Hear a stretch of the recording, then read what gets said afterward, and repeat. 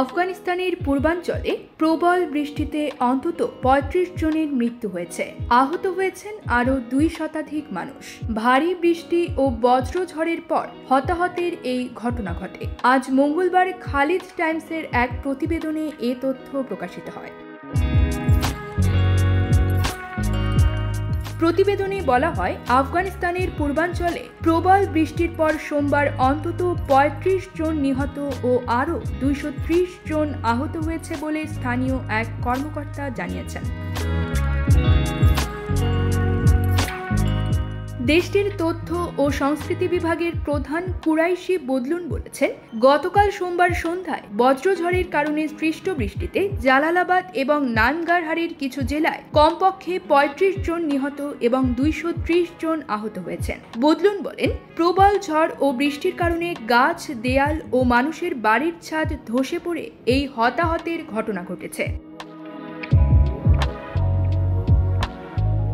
তিনি আরও বলেন, হতাহতের সংখ্যা আরও বাড়তে পারে বলে আশঙ্কা রয়েছে।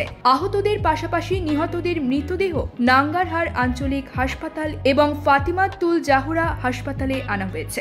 এদিকে তালেবান সরকারের একজন মুখপাত্র জাবিহুল্লাহ মুজাহিদ বলেছেন, আমরা নিহতদের পরিবারের শোক প্রকাশ করছি।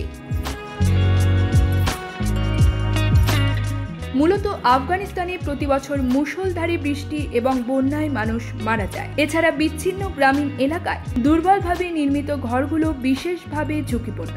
বিশেষজ্ঞদের মতে, জলবায়ু পরিবর্তনের প্রভাবে আফগানিস্তান বিশ্বের সবচেয়ে ঝুঁকিপূর্ণ দেশগুলোর একটি হয়ে উঠেছে। News desk, focus TV.